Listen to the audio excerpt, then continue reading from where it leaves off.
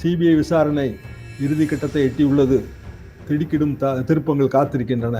விஜய் கூட கைதாவார். யார் முதல்ல பயப்படுவான்னு நினைக்கீங்க அதுல? அப்போ என்னங்க இப்படி சொல்றாங்க, உங்களை நம்பிதானே இருந்தோம்னா, நீங்க நம்பிதான் இருந்தீங்க, இன்னும் கூட்டணி பத்தி ஒண்ணுமே சொல்லவே இல்லீங்களா அப்படின்னு ஒரு ஷா சொல்லுவார்ல. ஆமா ஆமா. அப்ப இவர் என்ன பண்ணுவாரு? வேற வழி இல்லாம போயிருவாரு. அதுதானங்க நடக்கும். அதெல்லாம் வரமாட்டாருங்க. அதெல்லாம் கொள்கை எதிரிங்க. பெரியாரெல்லாம் கொள்கை தலைவர்னு சொல்லிட்டு போயும் பிஜேபியோட கூட்டணி வைக்கிறாங்க. அது பகல் கனவு. அப்படி காணாதீங்க. வரலாறு முக்கியம். அமைச்சர்களே வரலாறு முக்கியம். இல்ல ரிட்டையர்டு ஒரு ஜட்ஜ் இருக்காரு, அவருக்கு வேற அதிகாரம் கிடையாது, தண்டிக்கிற அதிகாரம் கிடையாது. 2 போலீஸ் ஆபீசர்ஸ் இருக்காங்க, அவங்களுக்கும் தண்டிக்கிற அதிகாரம் கிடையாது. இந்த 3 பேரும் சேர்ந்து சிபிஐ மாதிரியான ஒரு உச்சகட்ட புலனாய்வு அமைப்போட அதிகாரிகள் சேகரிக்கிற ஆவணங்கள், சான்று ஆவணங்கள், அதை எதுக்கு ஆராயணும்? டேஞ்சரஸ் இல்லையா? டக்குன்னு பாருங்க, எங்கேயோ இருந்த புஷி ஆனந்த் இன்னைக்கு வந்துட்டாரு. இவ்வளவு நாளா எங்கங்க இருந்தாரு? அவரை 15 days ராஜ்பவன்ல ஒளிஞ்சிட்டு இருந்தாரா? சிபிஐ கைது பண்ணாது அப்படின்றக்காக அவங்க வெளியே வர்றாங்கன்னு எடுத்துக்கலாமா? ஆமா, எஃப்ஐஆர் இனிமேல் பழைய எஃப்ஐஆர் எதுவுமே நிக்காது இல்லைங்க. என்ன கனவு ஓடுது? எடப்பாடி பழனிசாமி முதலமைச்சர், 2 துணை முதலமைச்சர், ஒரு துணை முதலமைச்சர் வந்து நயினார் நாகேந்திரா, இன்னொரு துணை முதலமைச்சர் விஜய். விஜய் ஒத்துக்கிடல அப்படின்னா ஆதவ் அர்ஜுன் ஒத்துக்கலைன்னா புஷி ஆனந்த். இப்படிதான் ஓடுது. புஷி ஆனந்த் இன்னும் ஒருபடி மேல போயிட்டாரு. நான் வந்துங்க பாண்டிச்சேரியில முதலமைச்சராக இருந்துட்டு போறேன், என்னத்துக்கு இங்க வந்து துணை முதலமைச்சர் ஆகணும்னு அவர் அப்படி நினைக்காரு. இல்ல அந்த கண்டிஷனை ஏத்துக்க தாவேகா கட்சி உடையுன்ற மாதிரி நீங்க சொல்றீங்களே சார். ஒப்பீனியன் தமிழ் பார்வையாளர் அனைவருக்கும் வணக்கம். இன்றைய நேர்காணலில் நம்மோடு இருந்திருப்பவர் மூத்த பத்திரிகையாளர் திரு தராசசாமி அவர்கள். சார் வணக்கம். யாசிர் வணக்கம். சார், கரூர் வழக்குல நேற்றைக்கு உச்ச நீதிமன்றம் தீர்ப்பை கொடுத்திருக்கிறாங்க. நேற்றைக்கு மாலை முழுமையான அந்த ஜட்மெண்ட் காப்பி என்பது வெளியாயிருக்கு. 25 பக்கங்கள், 40 பாயிண்ட்களை வந்து அடக்கி இருக்கிறாங்க. அதுல திமுக அரசு என்ன சொல்றாங்க அப்படின்னா, இடைக்கால உத்தரவு தான், இதை கவுண்டர் அபிடபிட் போட்டு எங்களால ரத்து செய்ய முடியும் அப்படின்ற அந்த நம்பிக்கையை வெளிப்படுத்துறாங்க. இன்னொரு பக்கம் விஜய் நீதி வெல்லும் அப்படின்னு சொல்லி அவர் ஒரு கருத்தை போடுகிறார். இன்னொரு பக்கம் பாஜக விஜய் கூட நாங்க நிற்கிறோம், திமுக தப்ப முடியாது அப்படின்ற கருத்துக்களை வெளியிடுறாங்க. நீங்க எப்படி பார்க்கறீங்க இந்த தீர்ப்பை? ஒரு ஆர்டர், ஒரு ஆணை என்பது இடைக்காலமா அல்லது முழுமையானதா அப்படி பார்ப்பதற்கு பொதுவாக நாங்கள் வழக்கறிஞர்கள் கடைபிடிக்கிற அளவுகோல் என்னன்னா, சப்ஸ்டன்ஸ் ஆஃப் த ஆர்டர். அதாவது அந்த ஆணையில சொல்லப்பட்டிருக்கிற விஷயங்கள். இப்போ உச்சநீதிமன்றத்துக்கு முன்னாடி போன மேட்டர் பிரேயர் என்ன, சிபிஐ விசாரணை வேணும்னு சிலர் கேட்டாங்க. தாவேகா தரப்பு வந்து இண்டிபெண்டா சுப்ரீம் கோர்ட் மானிட்டர்டு ஒரு குழு வேணும்னு அவங்க கேட்டாங்க. அவ்வளவுதான், பிரேயரே வேற எதுவுமே கிடையாது. 2 பிரேயரும் வந்து இந்த ஆணையில கொடுக்கப்பட்டு விட்டது. அப்படின்னா இந்த ஆர்டர் வந்து முழுமையானதா இடைக்கால உத்தரவா? முழுமையானது மாதிரிதான் சார் இருக்கு. என்ன காரணம்னா, இதுக்கு மேல பிரேயர் இல்லை, வேற பிரேயர் இல்லை. ஆனா முழுமையான ஆர்டர் வந்துச்சுன்னா பெட்டிஷனை க்ளோஸ் பண்ணிடுவாங்க. ஏன்னா பெட்டிஷன் ஆன்சர்டு தானே. இனிமேல் அந்த பெட்டிஷன் நிலுவையில் இருக்காதுல்ல. இப்போ இனிமேல் இந்த பெட்டிஷனரை யாரா இருந்தாலும், தாவேகாவோ இல்ல தனியார் பெட்டிஷனரோ, இனி நீதிமன்றத்துக்கு அவங்க போக போறதே இல்லைல்ல. அப்போ பெட்டிஷனர் வந்து பெட்டிஷன்ஸ் க்ளோஸ்டு, அதையும் சொல்லல, ஓப்பன்ல இருக்காது. அப்போ ஓப்பன்ல இருக்கும்போது ஏன் ஓப்பன்ல இருக்கு? ஏனென்றால் சிபிஐ விசாரிக்க போது, கிரிமினல் இன்வெஸ்டிகேட்டிங் ஏஜென்சி, இங்க போட்ட எஸ்ஐடிக்கு பதிலாக சிபிஐ. சிபிஐயை கண்காணிப்பதற்கு ஓய்வு பெற்ற நீதிபதி, அவருக்கு கீழே அவரே தேர்ந்தெடுக்கிற 2 அதிகாரிகள் கொண்ட ஒரு கமிட்டி. சார், அதுலதான் சார் ஒரு கேள்வி வருது. என்ன அப்படின்னா, பொதுவாக ஒரு எஸ்ஐடி மாநில அரசு மீது நம்பிக்கை இல்லை அப்படின்னா சிபிஐ விசாரணை அப்படின்னு சொல்லி கொடுத்துருவாங்க. ஆனா சிபிஐ விசாரணையை தாண்டி தாவேகா தரப்பு கேட்ட அந்த உச்சநீதிமன்ற நீதிபதி தலைமையிலும் ஒரு குழுவை அமைக்கிறாங்க. அதுலயும் 2 ஐஜிக்கள் ரேங்க்ல குறையாத ஆபீசர்ஸ்லயும் போட சொல்றாங்க. இந்த குழுவுடைய அதிகாரம் தான் என்ன? சிபிஐ தான் விசாரிக்க போகுது அப்படின்னா எதற்காக இந்த குழு? இதற்கு முன்னாடி இது போன்ற சிபிஐ கண்காணிப்பதற்கு ஒரு குழு என்பதெல்லாம் அமைக்கப்பட்டிருக்கா? 2 விதமான 2 பேர் கேட்டா அந்த நிவாரணமே கொடுத்த மாதிரி இருக்கு. அதாவது சிபிஐ கண்காணிக்கிற குழு இல்லை இது. சிபிஐ வந்து இந்த குழுவுக்கு ரிப்போர்ட் பண்ணும். இப்போ சிபிஐ சார்பாக சில அதிகாரிகள் கொண்ட ஒரு விசாரணை குழு விசாரணை எல்லாம் நடக்குது, பல்வேறு தடயங்களை எல்லாம் சேகரிக்கிறாங்க. அதை வழக்கமா என்ன பண்ணுவாங்க, ஒரு குறிப்பிட்ட கால இடைவெளிக்கு பிறகு அந்த பர்டிகுலர் ஐஓ ஒரு குற்றப்பத்திரிகை தயார் செய்து சிபிஐ நீதிமன்றத்துக்கு கொண்டு வருவார். இப்போ தமிழ்நாடு சிபிஐ நீதிமன்றம் சென்னையில் இருக்கு. நானே சிபிஐ நீதிமன்றத்தில் வழக்கறிஞர் ஆஜராயிருக்காங்க. அப்போ இப்போ ஒரு நடுவுல ஒரு புது ஸ்டெப்பை உச்சநீதிமன்றம் சொல்லுது. என்ன ஸ்டெப்னா, சிபிஐ அதிகாரிகள்லாம் விசாரிச்சு அதை ஒரு கமிட்டி முன்னாடி கொண்டு போய் கொடுத்து அந்த கமிட்டி அதுக்கு பிறகு தேவையானவற்றை செய்ய வேண்டும்னு சொல்லுது. இது ரொம்ப டேஞ்சரஸ். அதாவது சிபிஐ பேர்லயும் நம்பிக்கை இல்லைங்கிற மாதிரி ஆயிரும். எஸ்ஐடி ஒரு விசாரணை நடத்துதுங்க, நடத்தி அந்த அறிக்கையை நீதிமன்றத்துக்கு கொடுத்துரும் இல்லையா? சிபிஐ விசாரணை நடத்துது, அந்த அறிக்கையை உச்ச நீதிமன்றத்தில் கொடுத்தா அது வேற விஷயம். அப்ப சிபிஐ கோர்ட்டோட ரோலை உச்ச நீதிமன்றம் எடுக்கும். அதுக்கு பதிலாக ஒரு அமைப்பு, ஒரு கமிட்டி, அந்த கமிட்டியில ரிட்டையர்டு ஒரு ஜட்ஜி இருக்காரு, அவருக்கு வேற அதிகாரம் கிடையாது, தண்டிக்கிற அதிகாரம் கிடையாது. 2 போலீஸ் ஆபீசர்ஸ் இருக்காங்க, அவங்களுக்கும் தண்டிக்கிற அதிகாரம் கிடையாது. இந்த 3 பேரும் சேர்ந்து சிபிஐ மாதிரியான ஒரு உச்சகட்ட புலனாய்வு அமைப்போட அதிகாரிகள் சேகரிக்கிற ஆவணங்கள், சான்று ஆவணங்கள், அதை எதுக்கு ஆராயணும்? டேஞ்சரஸ் இல்லையா? அதுக்கு பிறகு அவங்க என்ன பண்ண போறாங்க? அவங்க உசிதம் போல நடவடிக்கை எடுத்துக்கிடலான்னு இந்த ஆர்டர்ல இருக்குங்க. இப்போ உசிதம் போல நடவடிக்கைன்னா என்ன? அவ்வளவுதான், இது வேண்டாம், இதுல வேற ஒன்றும் ஆதாரமே இல்லை அப்படின்னு முடிவு பண்ணுவாங்களா? இல்ல ரொம்ப பெரிய ஆதாரங்களா இருக்குங்க, 4-5 பேரை கைது பண்ணுங்க அப்படின்னு முடிவு பண்ணுவாங்களா? அப்படி கைது பண்ணுங்க அப்படின்னு முடிவு பண்ணா அப்ப தேர்தலுக்கு 1.5 மாசம் 2 மாசத்துக்கு முன்னாடி கைது பண்ணா என்ன ஆகும்? கைது பண்றதா தான் ரொம்ப சுவாரஸ்யமா போயிருவேன். ஒருவேளை சிபிஐ இதுக்கு முன்னாடி எல்லாம் சிபிஐ குறித்து நீதிபதிகள், ஓய்வு பெற்ற நீதிபதிகள் எல்லாம் கேஜ்டு பேரட் அப்படின்லாம் சொல்வதை நம்ம பார்த்திருக்கோம். சிபிஐ முழுமையாக ஒன்றிய அரசின் கட்டுப்பாட்டுல இருந்துட்டு வேறு விதமான விசாரணைகளை செஞ்சிடக்கூடாது என்பதற்காக கூட அந்த குழுவை அமைச்சிருக்கலாம்ல.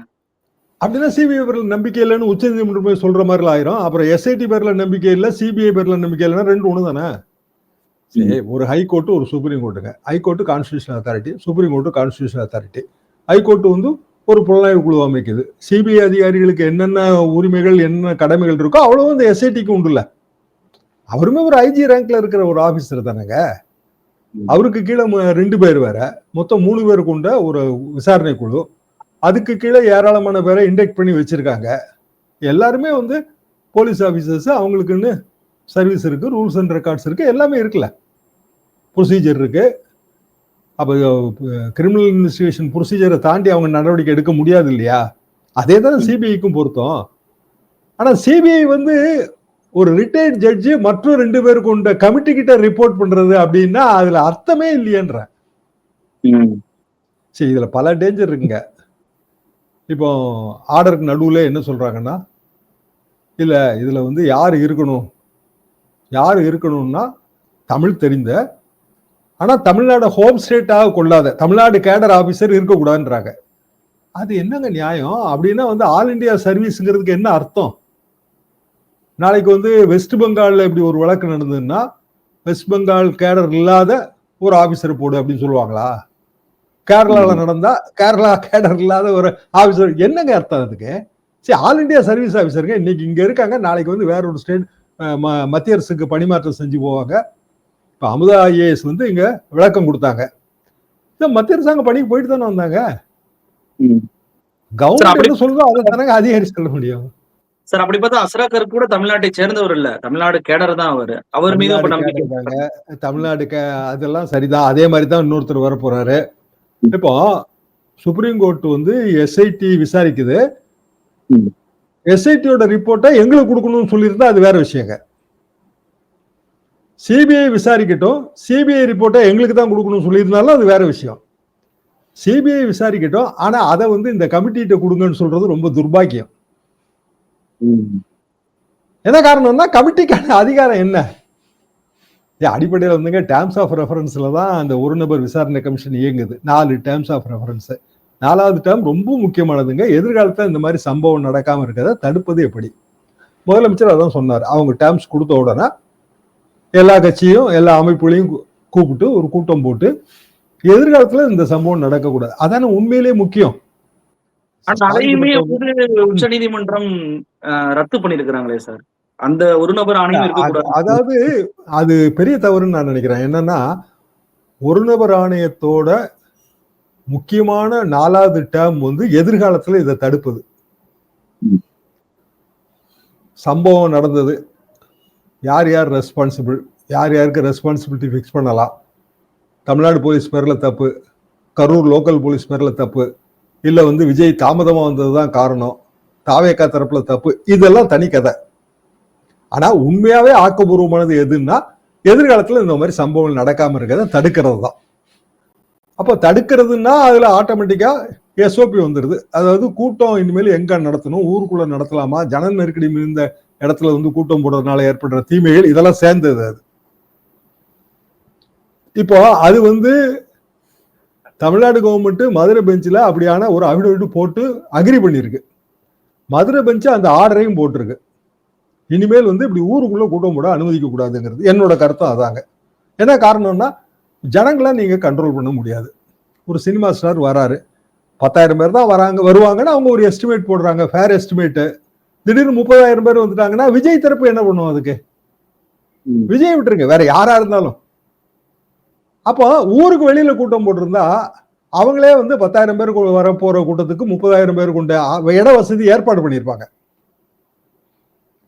அந்த வர்றப்ப விபத்து ஏற்பட்டோ இல்ல கூட்டத்துக்குள்ள ஏதாவது ஒரு அசம்பாவிதம் ஏற்பட்டோ அந்த மரணங்கள் வேற. ஸ்டாம்பீடு மரணங்கள், அதாவது ஜனங்க நெருக்கடி காரணமாக ஒருத்தர் மிதிச்சு இறந்து போன விஷயம், அது வந்து ரொம்ப வருந்தத்தக்க ஒரு விஷயம். இப்போ டெல்லி ரயில்வே ஸ்டேஷன்ல பயணிகள் இப்போ பிப்ரவரி மாசம் நடந்தாங்க, முண்டி அடிச்சுட்டு ரயில்ல ஏற முயற்சி பண்ணும்போது ஜன நெரிசல் ஏற்பட்டு நிறைய பேர் இறந்து போயிட்டாங்க. அதுக்கு இதே மாதிரியான அமைப்புகள் தான் விசாரிச்சது. அப்ப இனிமேல் ஜன நெரிசலை எப்படி தவிர்க்கணும்னு சொல்லி அவங்க ஒரு எஸ்ஓபி மாதிரி கொடுத்தாங்க. அதுதான் வந்து முக்கியம்னு நான் முதல்ல இருந்தே அப்படிதாங்க நினைச்சேன். அன்பார்ச்சுனேட்லி உச்ச நீதிமன்றத்தோட ஆர்டர் எல்லாத்தையுமே குழப்பியிருக்கு. வில்சன் என்ன சொல்றாரு, இது இடைக்காலம் தான் சொல்றாரு. ஆனா பிரேயர் ஆன்சர்டு, அப்புறம் எப்படி இது இடைக்காலம் ஆகும், சப்ஸ்டன்ஸே ஓவர் ஆயிடுச்சுங்களா, இனிமேல் ஏது பிரேயர் அப்படிங்கிற விஷயம் வருது. உச்சநீதிமன்றமே என்ன சொல்லுது, ஆர்டரை கொடுத்துட்டு இல்ல இனிமேல் தமிழ்நாடு கவர்மெண்ட் அபிடவிட் போட்டா அதுக்கு தகுந்த மாதிரி நாங்க நடவடிக்கை எடுப்போம்னு சொல்லிட்டு 8 வாரம் தள்ளி போடுது. தமிழ்நாடு கவர்மெண்ட் என்ன அபிடவிட் கொடுத்தாலும் அது 8 வாரம் தள்ளி போகும். அப்ப மாத்துனாங்க, தமிழ்நாடு கவர்மெண்ட் அபிடவிட் போடுது.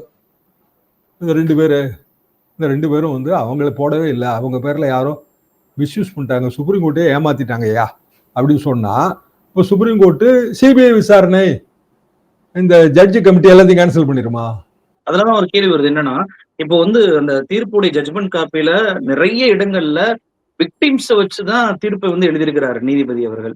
ஆனா அந்த விக்டிம்ஸே வந்து போலியான மனு தாக்கல், அவங்களே வந்து மனு தாக்கல் பண்ணல அப்படின்றப்போ அதை வந்து உச்சநீதிமன்றத்தை ஏமாற்றுவதை போல இல்லையா? ஏன்னா நீதிபதி, உயர் நீதிமன்ற நீதிபதி புரோட்டோகாலை ஃபாலோ பண்ணல என்பதற்காகவே நிறைய கடுமையாக நடந்து கொள்கிறார். எஸ்ஓபி பிரேயர் கேட்டா நீங்க என்ன வேற கொடுக்குறீங்கன்னு சொல்லிட்டு, இங்க வந்து பிரேயரே வந்து பொய்யான பிரேயர் கேட்கிறாங்க சிபிஐ அப்படின்றப்போ அதை நீதிபதி முதன்மையா கண்டித்திருக்க வேண்டாமான்ற பார்வைகள்லாம் இப்போ வைக்கப்படுது சமூக ஊடகங்கள்.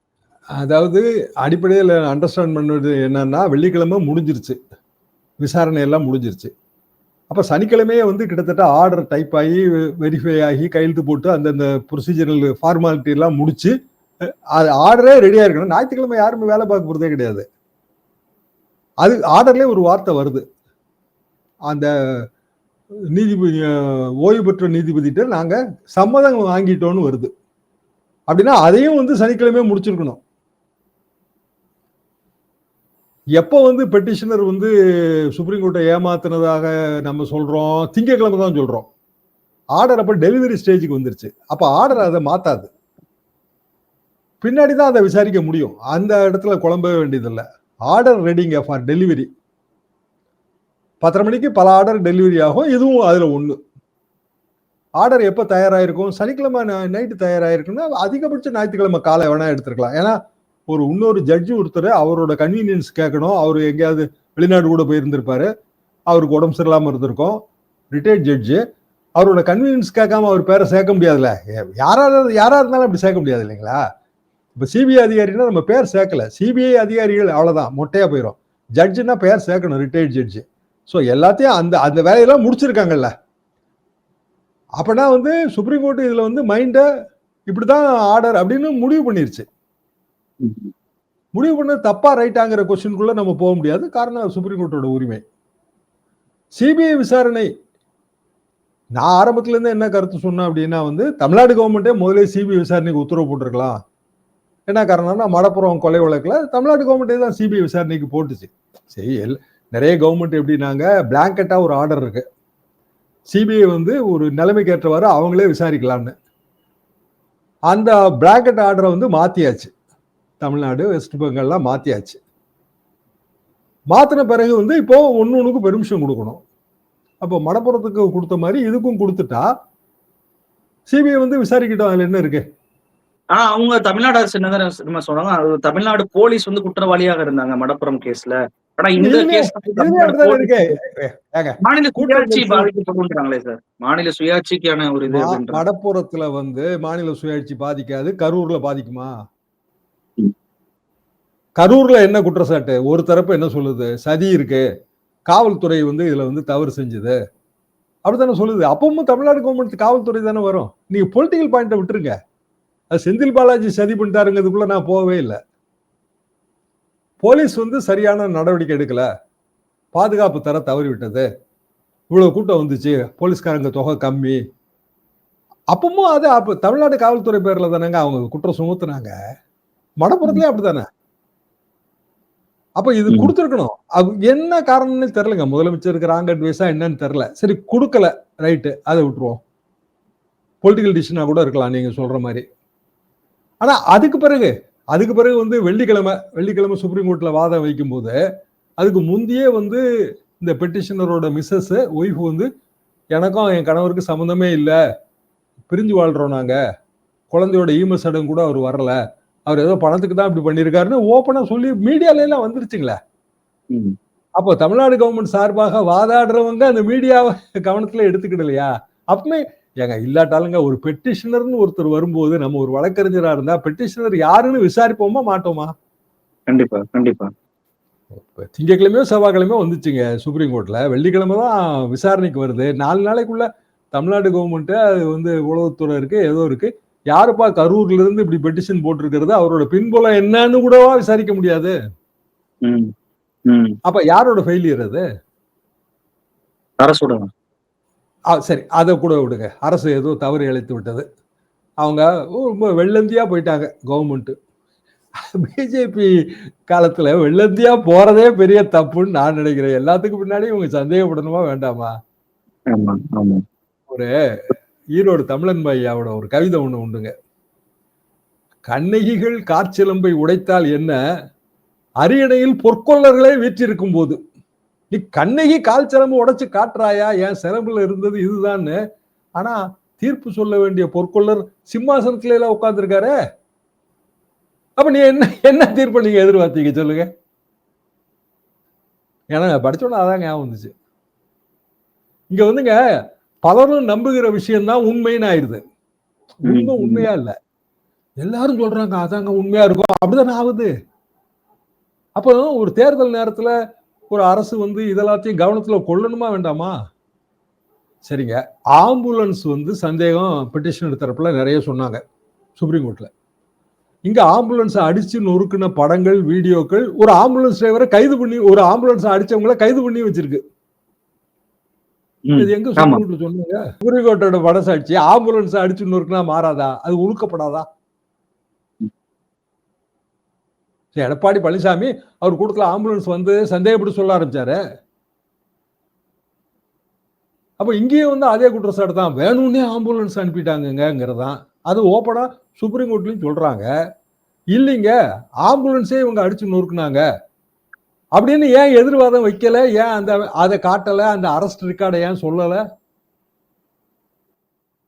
பிரேத பரிசோதனை விஷயத்திலயுமே கூட பிரேத பரிசோதனை டாக்டர்ஸ் வந்தாதான் சொன்னாங்களே தவிர மறுநாள் வரைக்கும் நடந்தது அப்படின்ற வாதம் வச்ச மாதிரி வரல. எப்படி நடக்குங்கிறது எல்லாருக்கும் தெரியுங்க. ரைட்டுங்களா? முதல்ல வந்து விக்டிமோட ஃபேமிலியில நம்ம கன்சென்ட் வாங்கணும் பிரேத பரிசோதனை நடத்த. அது போக எல்லா பிரேத பரிசோதனைகளும் வீடியோ ரெக்கார்டடு. நீங்க சொல்ற மாதிரி எல்லாமே மறுநாள் வரைக்கும் நடந்து முடிஞ்சு பாடி ஹேண்ட் ஓவர் ஆயிருக்கு. அவங்க வந்து 3 மணி நேரத்துல முடிச்சாங்கன்னு சொல்றாங்க. அது சுப்ரீம் கோர்ட் அப்படியே ஏத்துக்குது. ஆனா அதெல்லாம் ரெக்கார்டு பூர்வமா ப்ரூவ் பண்ண வேண்டிய தமிழ்நாடு அரசாங்கத்தை சார்ந்த வழக்கறிஞர்கள் என்ன பண்ணிட்டு இருந்தாங்க? அது நீங்க சொல்லுங்க. இதெல்லாம் எல்லாருக்கும் தெரிஞ்ச உண்மை. அதுதான் எனக்கு வேடிக்கையா இருந்துச்சு. பிரேத பரிசோதனை எப்படியெல்லாம் நடந்தது? கரூர்ல இருந்து என்னோட நண்பர் ஒரு போலீஸ் ஆபீசரும் இதை அனுப்பியிருந்தாருங்க. ஏங்க அப்படியெல்லாம் நாங்க வந்து போஸ்ட்மார்ட்டம் பண்ண முடியுங்களா?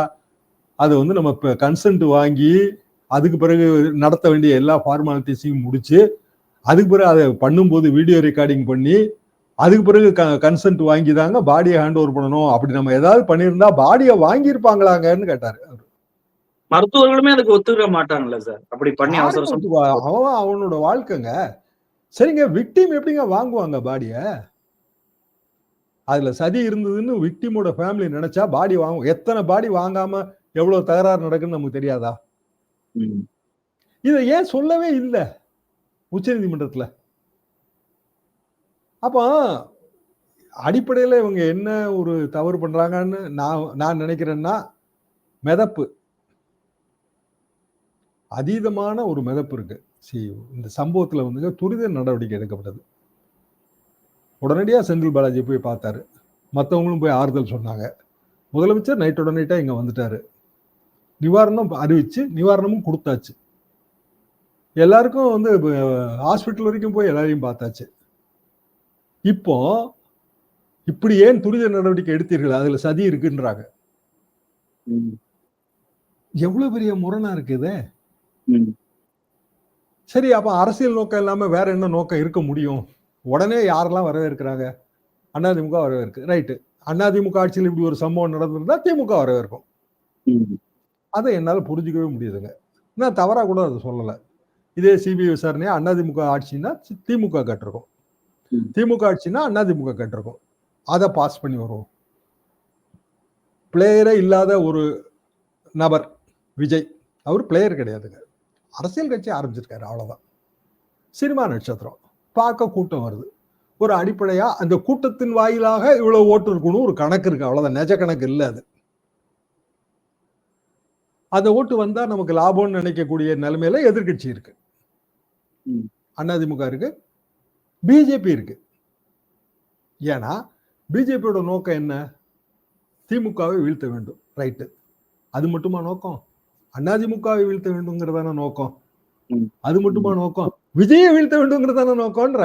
விஜயை வாழ வைக்கிறதுக்கு பிஜேபி பாடுபட போதா? அதிமுக வாழ வைக்கிறதுக்கு பாடுபட போதா?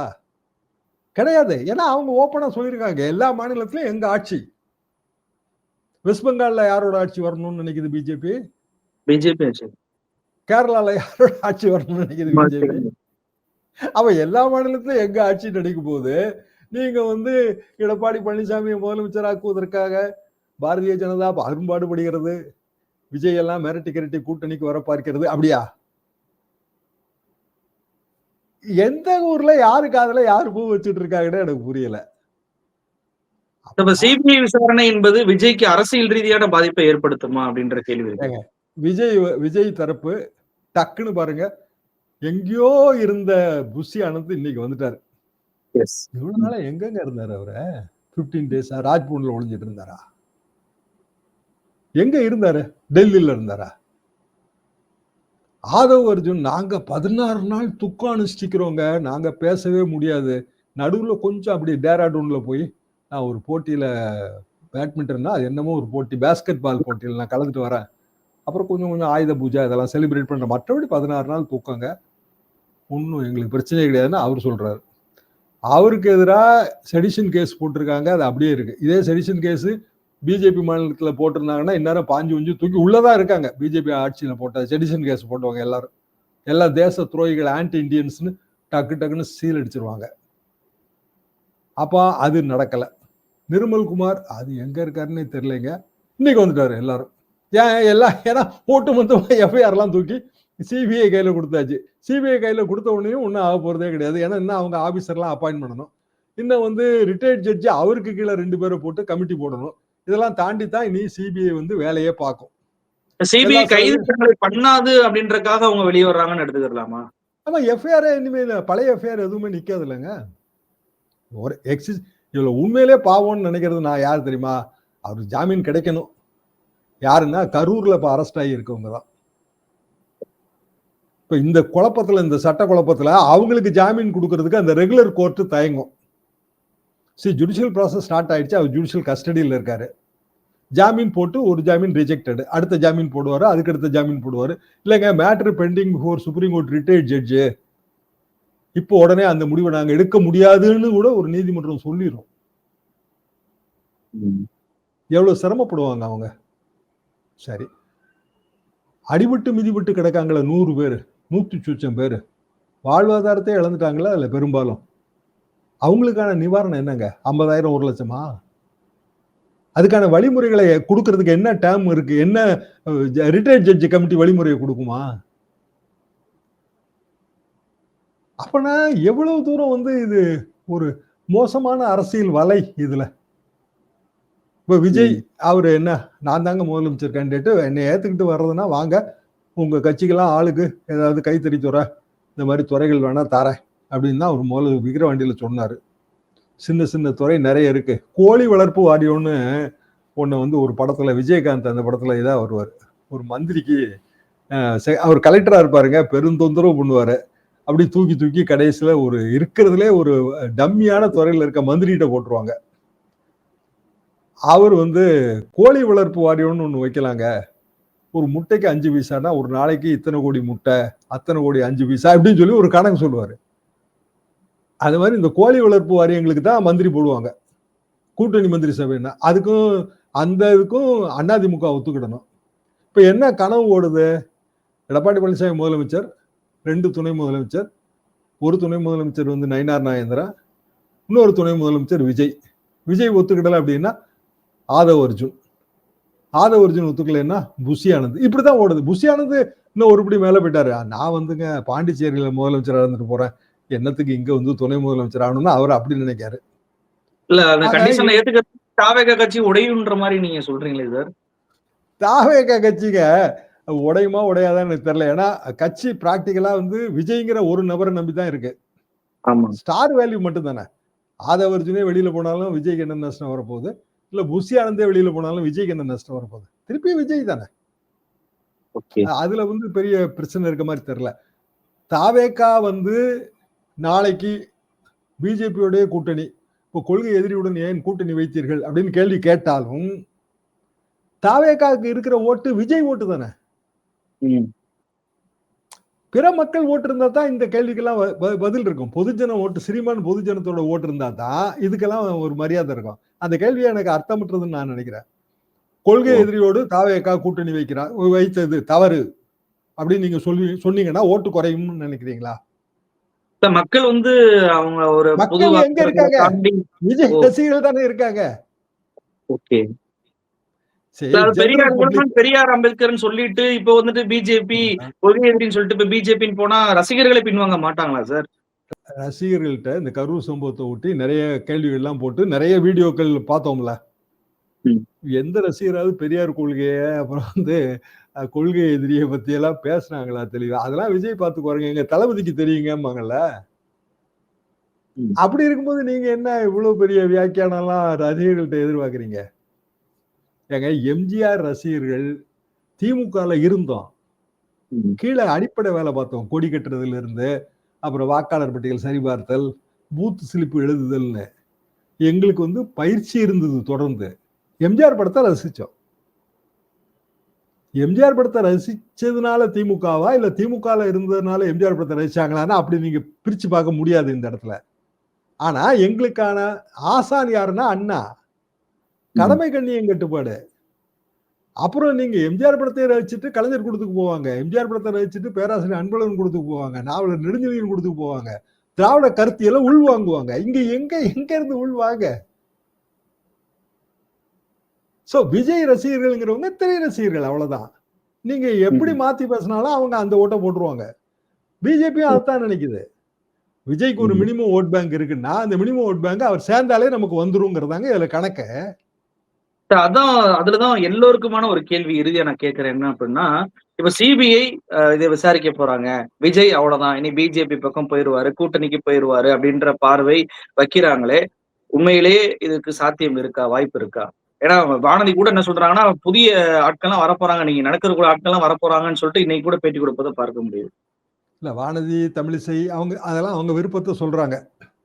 இதுதான் நடக்கும்னு அரசியல்ல எப்போதுமே இறுதிட்டுலாம் சொல்ல முடியாதுங்க. வாய்ப்பு இருக்குங்கிறது இப்ப தெரியுது. என்ன காரணம் அப்படின்னா, இதே சிபிஐ நாளைக்கு இதுக்கெல்லாம் காரணம் விஜய் தாங்க அப்படின்னு ஒரு செய்தியை கசிய விட்டு அடுத்த கைது விஜய் தான் அப்படின்னா இவங்க தாங்குவாங்களா? இங்கதான் வந்து ஒரு கைதுன்னு எஃப்ஐஆர் போட்ட உடனே தான் ஓடி ஒளிஞ்சிட்டாங்களே. இவங்க அதெல்லாம் தாங்க மாட்டாங்க. இப்ப எஃப்ஐஆர் போட்டாங்கன்னா ரெகுலர் அரசியல்வாதி வழக்கே வாமா, நேரா அவனே போவான், போலீஸ் ஸ்டேஷன் போவான், 10 பேரை கூட்டு போவான், நீதிமன்றத்தில் அவனை ஆஜர்படுத்தினா 100 பேர் திரண்டு வந்து அண்ணன் வாழ்கன்னு கோஷம் போடுவாங்க. கைது வழக்கு எல்லாத்தையும் அவங்க உள்வாங்கி அதையே தங்க அரசியலுக்கு உரமா பயன்படுத்திடுவாங்க இல்லையா? பெரியார் அவர்களோ, அண்ணா அவர்களோ, கலைஞர் அவர்களோ எந்த கைது நடவடிக்கைக்காவது யாராவது பயந்துருக்காங்களா? 15 நாள், 3 மாசம், 1 மாசம் எல்லாம் உள்ள இருந்துட்டு வர்றாங்கல்ல. அதுதானே அவங்களுக்கான வலிமையே. ஆனா விஜய் கீழே இருக்கவங்க ஒரே ஒரு எஃப்ஐஆருக்கு பயந்து ஓடி ஒளிஞ்சிட்டு இன்னைக்கு இல்லைன்னு ஒண்ணு வெளியில வரதை நம்ம பாக்குறோம்ல. அப்ப நாளைக்கு வந்துங்க சிபிஐ விசாரணை லீக் தானே, மீடியாவுக்கு லீக் பண்ணா நம்ம சொல்லுவோம். சிபிஐ விசாரணை இறுதி கட்டத்தை எட்டி உள்ளது, திடுக்கிடும் திருப்பங்கள் காத்திருக்கின்றன, விஜய் கூட கைதாவார். யார் முதல்ல பயப்படுவான்னு நினைக்கீங்க அதுல? அப்போ என்னங்க இப்படி சொல்றாங்க, உங்களை நம்பிதானே இருந்தோம்னா, நீங்க நம்பிதான் இருந்தீங்க, இன்னும் கூட்டணி பத்தி ஒண்ணுமே சொல்லவே இல்லீங்களா அப்படின்னு ஒரு ஷா சொல்லுவார்ல. ஆமா ஆமா. அப்ப இவர் என்ன பண்ணுவாரு? வேற வழி இல்லாம போயிருவாரு. அதுதானங்க நடக்கும். விஜயகாந்தாவது 3வது தேர்தலில் தான் கூட்டணிக்கு வந்தாரு. விஜய் முதல் தேர்தலே கூட்டணி போயிருவாரு. அப்போ திமுக எப்படி எதிர்கொள்ளணுங்கிறதுக்கு பிளான் வைக்கணும். அதிமுக, பிஜேபி, விஜய் கூட்டணி உறுதி அப்படின்னு நினைச்சுட்டு தான் நீங்க அடுத்த பொலிட்டிக்கல் பிளான் போகணும். அதெல்லாம் வரமாட்டாருங்க. அதெல்லாம் கொள்கை எதிரிங்க. பெரியாரெல்லாம் கொள்கை தலைவர்னு சொல்லிட்டு போயும் பிஜேபியோட கூட்டணி வைக்கிறாங்க. அது பகல் கனவு, அப்படி காணாதீங்க. இந்த கூட்டணி உறுதி. இப்படியான ஒரு கூட்டணி வந்தா இது ஜெயிக்கும் போல இருக்குன்னு நினைச்சு சின்ன சின்ன கட்சியா அதுக்குள்ள போயிரும். ஆக மொத்தம் 40% 45% ஓட்டோட தான் அவங்க வராங்க. 40% 45% ஓட்டோட தான் இந்த கூட்டணி வருது. அப்பனா திமுக என்ன பண்ணணும்? கையில இப்ப 45% இருக்குன்னா அது 50% மாத்தணும், இல்ல 55% மாத்தணும். அதுக்கு என்ன பண்ணணும்? அந்த கூட்டணி என்ன அவங்க வலிமைப்படுத்தணும். சோ இது ஒரு மாபெரும் போராட்டம். ஜெயிச்சிருவோம், நம்ம நிறைய செஞ்சிருக்கோம், மக்களுக்கு பயனுள்ள விஷயங்களை எல்லாம் செஞ்சிருக்கோம் அப்படின்னு மட்டும் நினைக்க கூடாது. ஏன்னா எனக்கு தெரிஞ்ச 2011 அதுக்கு உதாரணம். ஒரே ஒரு இஷ்யூ தாங்க, கரண்ட் இல்லைங்க. 2010 அது கூட 11ல சரி பண்ணாங்க. 10ல வந்து ஆற்காடு வீராசாமியே இந்த ஆட்சி மீண்டும் வரலைன்னா நான் தான் காரணம், கரண்ட் இல்லை. எங்க கிராமத்துல 14 மணி நேரம்லாம் கரண்ட் இல்லைங்க. 11ல சரி பண்ணிட்டாங்க. ஆனா 11ல சிபிஐ 2G வழக்குல யார கைது பண்ணுச்சு? அடுத்த 2 மாசத்துல தேர்தல். என்ன ஆச்சு ரிசல்ட்? 2011ல சடக்குன்னு விஜயகாந்த் எப்படி வந்து அதிமுக உள்ள கொண்டு வந்துச்சு? வரலாறு முக்கியம், அமைச்சர்களே வரலாறு முக்கியம். நிகழ்ச்சியில் கலந்து கொண்டு பல்வேறு கேள்விகளுக்கு நிதானத்துடன் பொறுமையுடன் பதில் கொடுத்தீங்க. ரொம்ப நன்றி சார்.